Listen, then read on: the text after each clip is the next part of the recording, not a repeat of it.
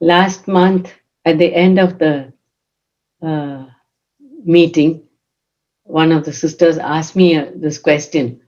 Uh, this question is, how can we as sisters apply this verse?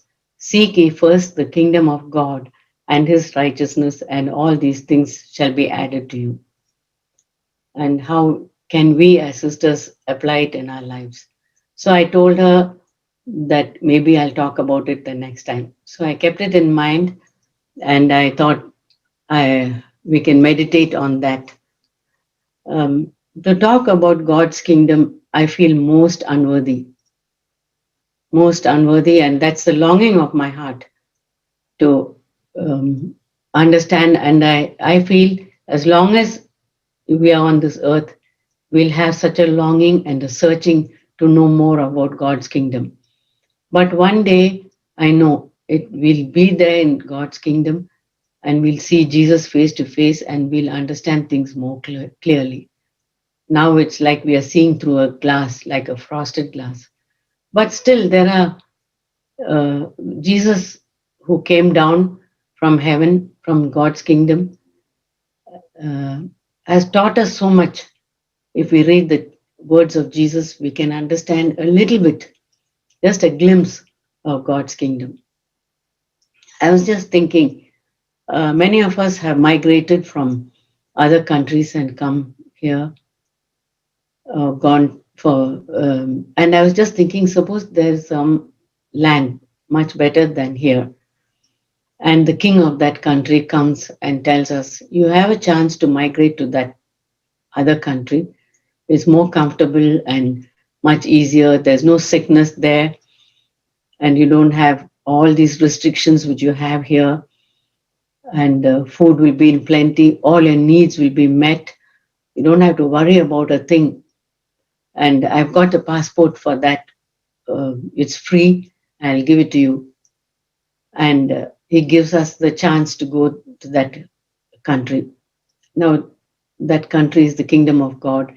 And Jesus is the one, the king who came from there to give us a chance to get into that kingdom. And it must be so awesome to get into that kingdom. And we, with our finite minds, can never understand how, all the truths that are implied in that. But Jesus used simple illustrations. And for each one of us, he comes to us at our level. When when Nicodemus was a teacher, and he knew everything about the law which Moses had given. But when he wanted to talk to Jesus, he was so um, afraid that people would see him, so he came to him at night secretly, and he asked Jesus, how can I get eternal life? That means, how can I get into God's kingdom? And Jesus told him, the man with such uh, good mental capacity, he told him, you have to forget about all the things you've learned. You have to be born again. You have to. So even then, Nicodemus couldn't understand. Should I get into my mother's womb and get born again? Jesus said, no, it's not like that. You have to unlearn all the ideas that you had, and you have to come like a little child, like a newborn babe, and then only you can get into God's kingdom. And before that, when Jesus started his teaching ministry, he came with the same words that John the Baptist said, repent, repent, for the kingdom of God is near. Sometimes he'd say, repent, the kingdom of God is near, is at hand. And sometimes he would say, the kingdom of God is within you. And it's good for us to meditate on all these, open our Bibles and look up the verses where it says about the kingdom of God. And he says, in that kingdom, if you have to have a taste of that kingdom, you have to start now. We have to be born again, come like a little child, and start living as if we are living in that kingdom. We are living on earth, But the same rules of that kingdom, that eternal heavenly kingdom, we have to obey those. Now, in this earth, when we live, we are in different countries and we have to obey the laws of that land. That's good. Like now we have these three W's: wear your mask, watch out for safe distance, and wash your hands. Those are the rules, and it's good for us to obey those rules. And many other rules which are for our good, for our safety, we have to obey. But sometimes those rules may be contrary to God's laws. You know what I mean? Rules about marriage and things like that.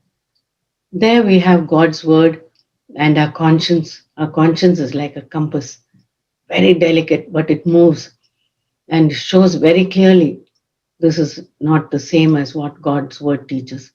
And God has given us the choice. We can say, yes, we want to choose to obey God's law, and God will give us wisdom and strength to keep the laws of God's kingdom.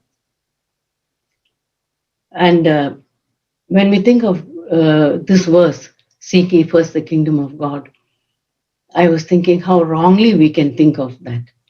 You know, when I was a student, that verse used to come to me: seek first God's kingdom.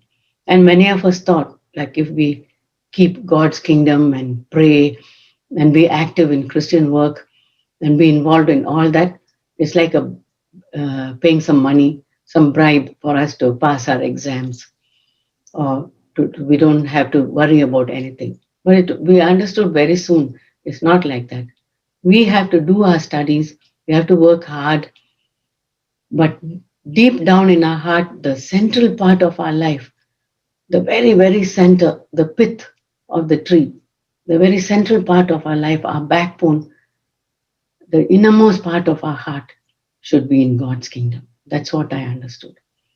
Now, some of us, some mothers I've seen, after they get married, or those who are having jobs, say, before you get married, if you have a job, you think like, oh, I'm a Christian, I have to seek God's kingdom. All I need is to pay some money and forget about my earthly job. And they slip short in their work. That's a bad testimony. Some mothers, when they get married, or the wives, they think, oh, God's kingdom comes first. So I need to read my Bible and meditate and pray. It doesn't matter what happens to my husband and my children. Breakfast can be delayed, but God's kingdom can be first. Those are all the wrong ways we can look at that.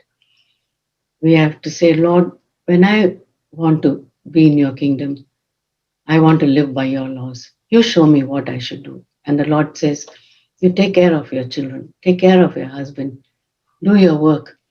And while you're doing your work, you can keep thinking of me, you can you can pray to me, you can you can implement the values that I have taught you, the rules that I have taught you, and still be in my kingdom and do your earthly job. When I think of that verse, seek first the kingdom of God, it starts with the word but seek first. And in the end, it says, therefore, the end of that's in Matthew 6, verse 33, 34. Why does it start with but? Because Jesus says, don't be anxious. Don't be anxious about earthly things, what you shall eat, what you shall wear, because he knows all of us, we are focusing on those earthly things. What we shall eat, is this food the best food? Is this old? Is this? And then we get so taken up with our diet and with our health conscious and all that. And that comes to such like a big giant in our life. We get focused on that. And the Lord says, put that aside. You first think of my kingdom and all these things will be added to you. Don't think even about the future, what will happen. We can be anxious about our life, our children's lives, um, um, our jobs, so many things we can be so taken up. Just like Jesus told Martha, you're anxious about too many things. Only one thing is needful. That Mary has chosen that, to sit at my feet and listen to my word. Martha continued to serve the Lord. We read in John chapter 12, she still served the Lord, but it was a different Martha. She had come to rest. All that anxiety had gone. She had learned to depend on Jesus, and she had learned to take the first things first, keep first things first, to spend time and listen to His word. That's what the Lord wants to teach us. And the Lord says, don't be anxious about all these things. Now, in these days, we are tempted to be anxious about so many things. I have heard about even children, school children, being anxious about this COVID and their future. They can't play with their friends. We have to help them to deal with that. We have to say, my child, don't be anxious. We have Jesus. He's with us. He'll hold our hand and He'll lead us. Our real kingdom is in heaven, and He's preparing us to be there. And while we are on earth, as I said, we can still have those values of that kingdom. Um, and I was telling you about Nicodemus. To different people, Jesus showed different examples. Like He said, value God's kingdom like the most valuable thing. Like a man who was collecting pearls, and then he saw the most precious pearl, and he sold all the other things just to buy that precious pearl. God's kingdom is like that. God's kingdom is like a man who got a map and he saw a particular field where there was treasure. So he sold all his belongings and he bought that field because there was a treasure in it. That treasure is God's kingdom. And he said God's kingdom is like a man a king who had a big feast for his son, wedding feast, and he called a lot of people, called everyone, but so many people had excuses. I have this thing to do, I have that thing to do. And you know that parable. I've married and I have to take care of my family. I bought a cow, I've got a field, I've got my business. And none of them, those people who had those excuses, couldn't come. So the king said, go to the streets and call all the poor people, all the lame people, and let them come into my kingdom so that there won't be any lack of guests. So Jesus used illustrations like that, which are so simple to understand, because the truth of God's kingdom is so awesome, so much that our minds can't grasp it. But when you take it like this, a person to value it like the pearl of great value price, a field which is worth more than all the other fields. And sometimes he said it's like salt, just a little bit is needed, but if it's not there, the food is tasteless, it's worth for nothing. It's not even worth to pour in the compost because it's of no value. So the Lord used all those simple illustrations to tell us how God's kingdom is. And that's how, and I want to read some of the verses that came to me. In Hebrews 11, 15, 16, it says about people who had an opportunity to hear about God's kingdom. He said, if they had been thinking of the land which they left, they would have returned. They desire a better country, a heavenly one. Therefore, God is not ashamed to be called their God. He has preserved for them a city which cannot be shaken. So, if we think of God's kingdom and we want to think of the earthly things also and taken up with earthly things, and we are double-minded and we want to go back, then we are not fit for God's kingdom. But once we have seen the beauty of God's kingdom, then we leave everything behind and we have no desire to go back. And then God is not ashamed to call us His God, and He has prepared a city for us. Those verses are in Hebrews 11, 15 and 16. They spoke to me so much. Now, God's kingdom is so easily accessible. You think of the dying thief. He just said, Lord, remember me when you come to your kingdom. And Jesus said, today you'll be with me in my kingdom. No delay at all. Jesus said, in another instance, he said, I am the door. I am the way to God's kingdom. Nobody can come to God's kingdom but by me. All those who came in other ways are thieves and robbers. But if you come through me, you can come into my kingdom. You get to know me. You come as a little child with all humility.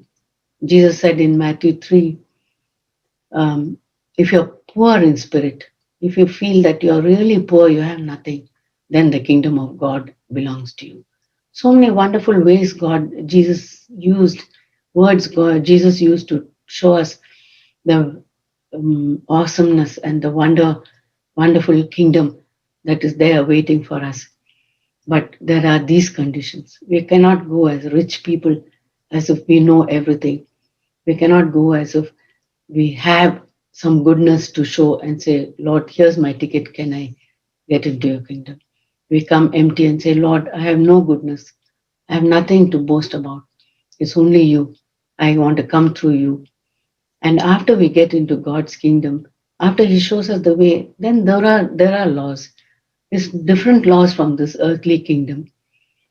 In this earth, people have said, like there's a justice.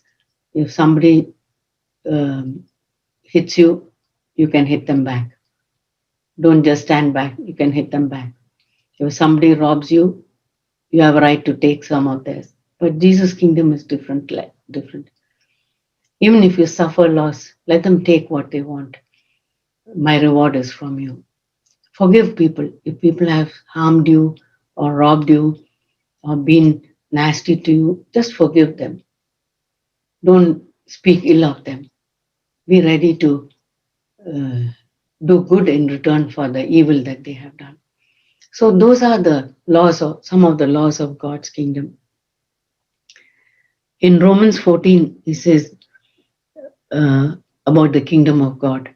The kingdom of God is not eating and drinking, but righteousness, peace, and joy in the Holy Spirit. So what is righteousness? I was just thinking of that word righteousness. There's a different type of righteousness. The Pharisees had a righteousness of their own. That was an outward righteousness. They felt like they should give a tenth of everything. They should dress in a certain way. Their outward life should be very good. They should fast and they should do so many things, observe the Sabbath and do so many things to have that righteousness. But Jesus came with show us a different righteousness. He said, my righteousness is within. You have to be righteous inside. Your righteousness should be seen by God. God sees. Are we forgiving others? Are we keeping a grudge against others? And that's the righteousness we have to teach our children, dear sisters. We have to teach our children to, like for instance, if they do chores, I was just thinking, you tell them you have to do such and such, and I'll pay you so much for every hour that you do. That's a good way for them to learn to earn money and to save money. But if you tell them things like, whoever spilled that water, that person must wipe it, then they become good legalists and we say, I didn't spill it, it's my brother who spilled it, let him wipe it.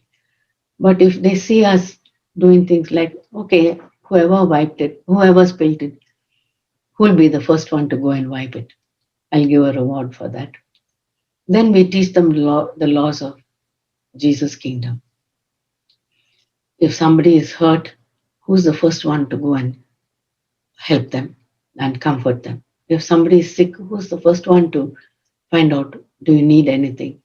To take a cup of water for them. Not think that the children should not think it's mommy's duty to take the water. We teach our children, whoever it is, you get a chance, do good. When Pilate was trying Jesus was on trial and Pilate was there. And Jesus told him, my kingdom is not of this world. Pilate didn't understand. He asked him, are you a king? He said, yes. But which is your kingdom? He said, my kingdom is not of this earth. Pilate just couldn't understand anything about that kingdom. Jesus just said, if my kingdom were of this world, my people would fight, my citizens would fight. That shows that Jesus was saying, my kingdom is a kingdom of peace. There won't be any fighting there. It's a kingdom of peace. As I said in Romans, righteousness, peace, and joy. We'll be people who look for peace. If there's strife among others or strife in the family, we'll be the ones to make peace, try and be the peacemaker. Pilate wrote on Jesus' cross, this is Jesus, the King of the Jews. I was just thinking, what a chance he had. He could only write the King of the Jews to please the people. I wish he could have written Jesus Christ, he's my King. And say, Lord, when I say you, I want to say, Lord, you're my King. I want you to be the King of my life. I want to be part of your kingdom. Dear sisters, every day we can say that prayer, like it says in the Lord's Prayer. Thy kingdom come. Lord, I want you to be the King of my life. Begin the day like that. Lord, be the King of my life today. I submit to your Lordship. Whatever you want me to do, I'll do, even if it's difficult, even if I have to go out of my comfort zone, even if it's not my duty to do it, even if I'm not appreciated or acknowledged for doing that, but I'm doing it for you. Whatever you want me to say, I'll say, Lord. If you want me to apologize, I'll do it readily, Lord, because I want you to be the King, and your laws are the ones I want to follow. Dear sisters, if we can begin each day of our life like that, Lord, be my King. I surrender my whole life to you, and all my plans, Lord, I put aside. I want your plans for my life. It will be so wonderful when our children also see that and submit to the kingship of Jesus. Jesus is coming back very soon, and he's going to take us, and we'll be actually seeing that kingdom. Right now, he has put the kingdom in our hearts, in each one of us, and there are pockets of that kingdom all over the world. And one day he's going to gather all these people who have that passport in their hearts of that kingdom of God. He's going to gather all of us together and make an earthly kingdom. It's really going to happen, where all the laws will be of his kingdom. There'll be kindness, there'll be peace, there'll be righteousness. Everything a person could ever wish for. When there won't be any anxiety there, there'll be joy and peace. The kingdom of God is joy. Jesus said, my joy I give unto you. Even just before he went to the cross, he was saying, I have joy. I'll give you my joy. And Paul, disciple who followed Jesus, apostle of Jesus, when he was put in prison, he said in Philippians 4 many times, rejoice in the Lord. Make my joy complete. Rejoice. Again, I say rejoice. Only those who are part of that heavenly kingdom can have that joy in suffering. Others will only have complaining. But if we are in belonging to part of God's kingdom, that heavenly kingdom, there'll always be a joy. We don't have to produce it. Jesus will give us that joy. He says, my joy I give to you. We don't have to work up any emotions or do any chanting or anything. He'll give us that joy in our hearts, but we have to make sure that we belong to that kingdom. I said, one of the ways is, Lord, I surrender to you. I want you to be king of my life.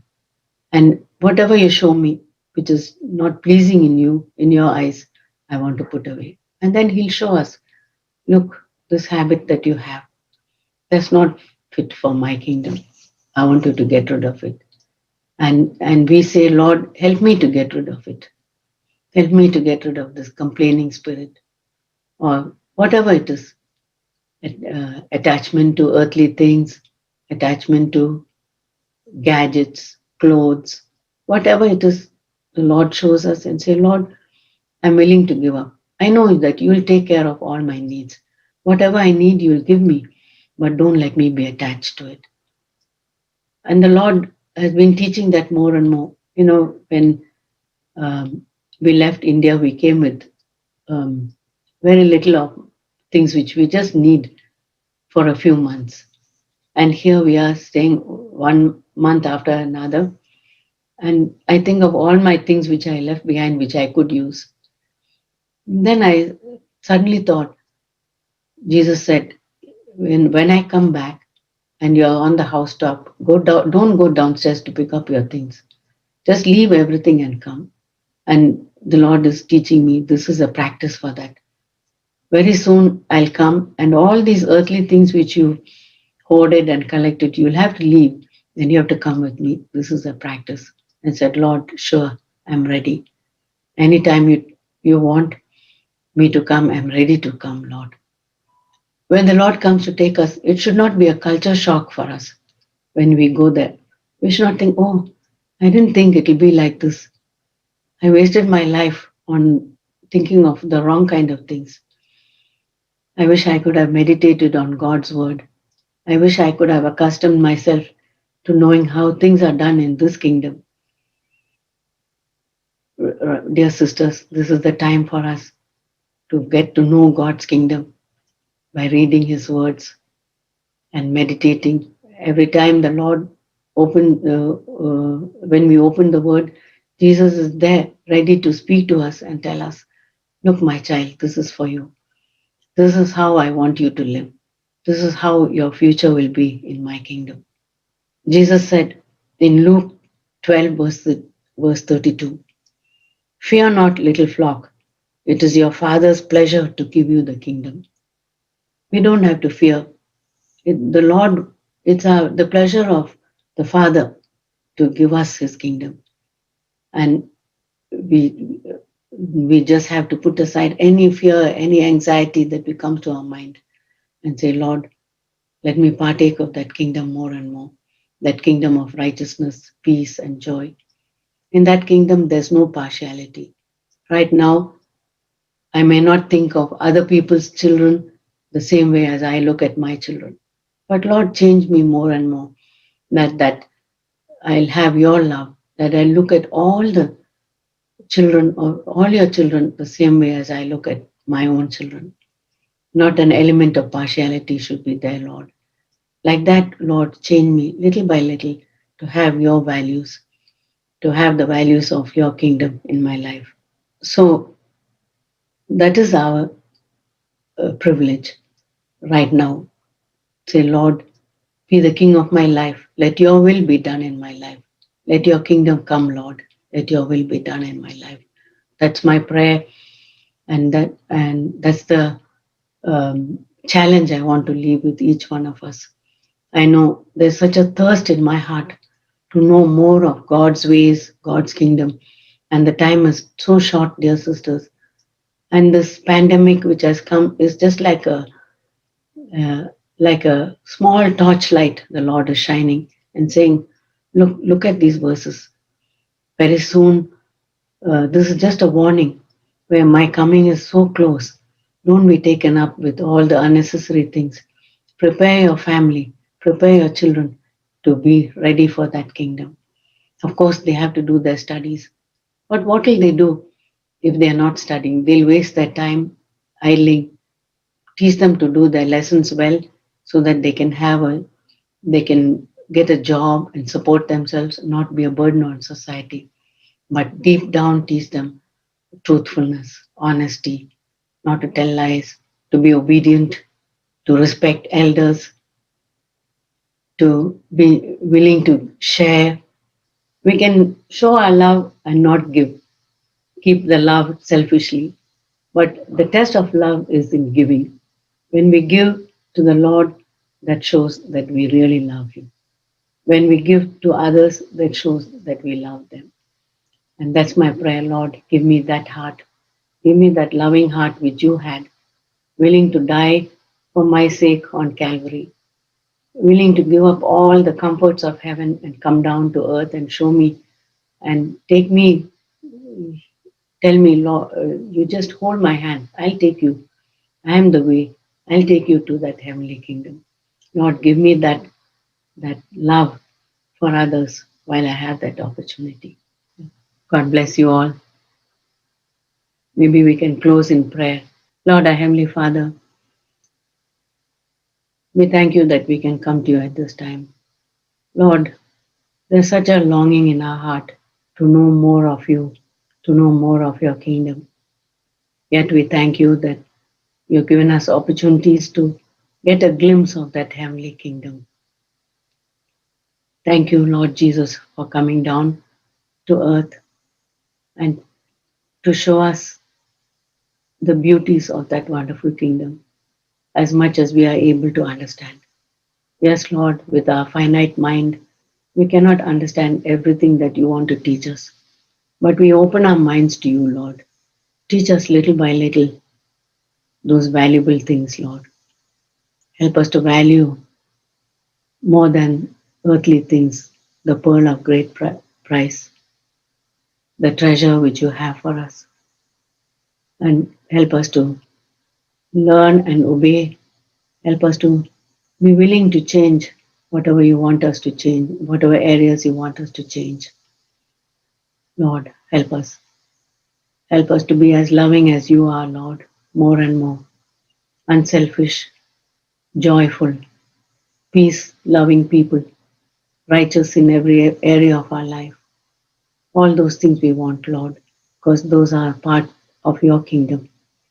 We want to have that part in your kingdom, Lord. Even while we live on this earth, we want to live as citizens of your kingdom, Lord, not as citizens of this earth. Help us always to remember that we are part of your kingdom. You loved us so much willing to be willing to come down to earth to take us to that kingdom. Help us, Lord, to be worthy of that, worthy of your love. Please help us, Lord. We ask in Jesus' precious name. Amen.